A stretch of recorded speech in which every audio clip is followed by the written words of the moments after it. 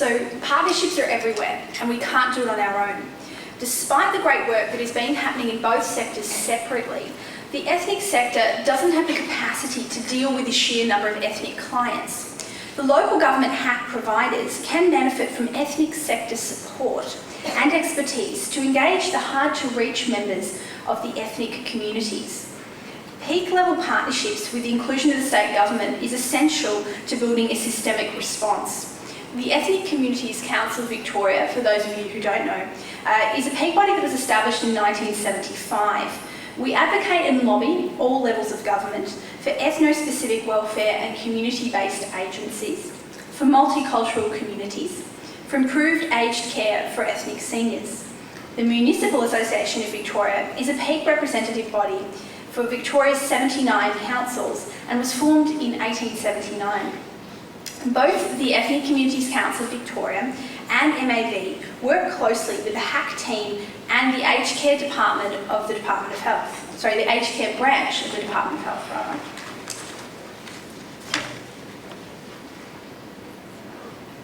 Okay. So let's look at how we're working together. The Victorian HACC program funds sector development and policy positions in both organisations. It resources us to work collaboratively on discussion papers, policy submissions, consulting with the broader ethnic aged care sector, engaging local government on CALD issues to identify those gaps and solutions.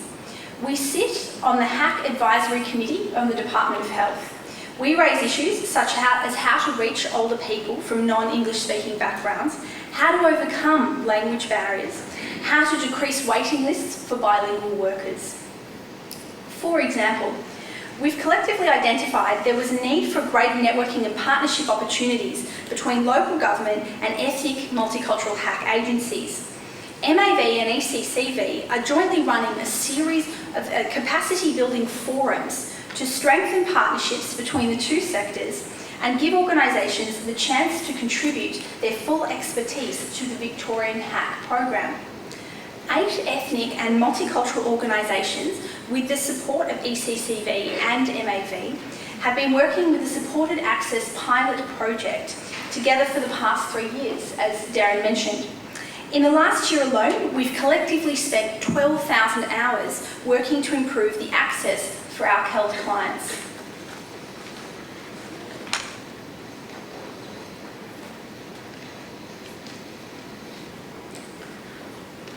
SAC was established to support the access of HACC-eligible people from CALD backgrounds into HACC, and also to support CALD clients to obtain HACC-related services.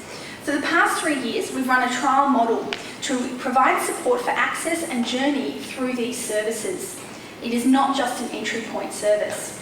Each bilingual supported access worker covers a set area, which is usually 1 to 2 Department of Health regions.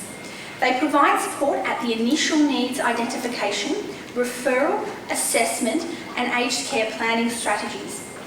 They prioritise clients with limited English. Support can range from one-off provision of information to in-depth support or home visits. Cases can be complex, with cultural and linguistic needs overlaying complex health needs. Many CALD clients will access support only at crisis.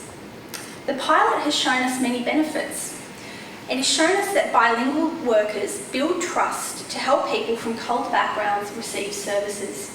Their support during assessment helps ensure that all cultural indicators are recognised to ensure that services are appropriate. It helps to ensure that people don't drop out of the system due to frustration or confusion. It also supports people who have complex needs. The success here hinges on good partnership work.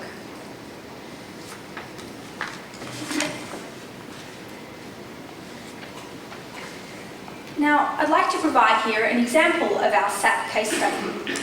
This case study gives an idea of the complex nature of SAP work.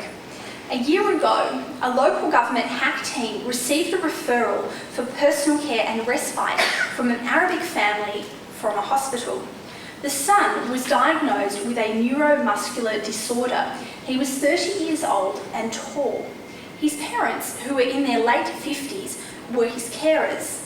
His mother was the main carer and had significant back issues due to having to move her son. The family was in denial about the son's disability. They had a HACC assessment, but were reluctant to receive support outside the family unit.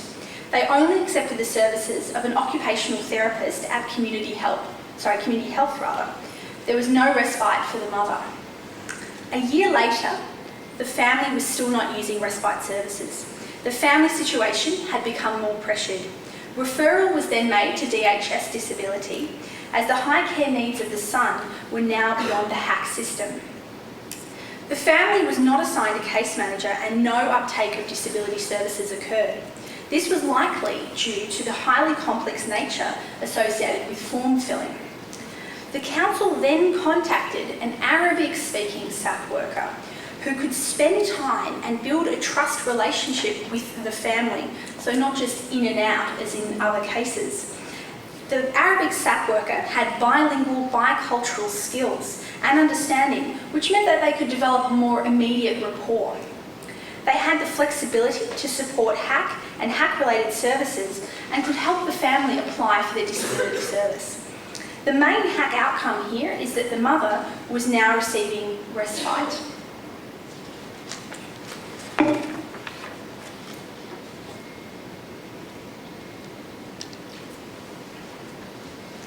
ECCV has conducted research with Monash University on the aged care sector, on the ethnic aged care sector. The aim was to deepen the knowledge of inter-organisational partnerships. It responds to feedback that the aged care organisations were missing out on partnerships and possibly that it impacts on the health and access to services for older CALD clients. The research finds that there is a need for more partnership work both within the multicultural sector and within generic aged care providers. The findings give us a really good strategy for supporting partnerships. Firstly, as you can see here, increased partnership work means better health and well-being. It also means that small organisations need increased support in order to partner. The peak bodies need to support and promote partnerships. Also, that flexible funding means that there are more successful partnerships occurring. Our work with MAV is putting these findings into practice.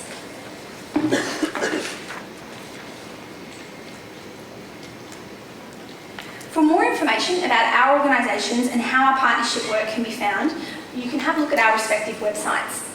If there's one message that we would like you to go away with today, it's to think about diversity and think about the importance of partnerships. Thank you very much.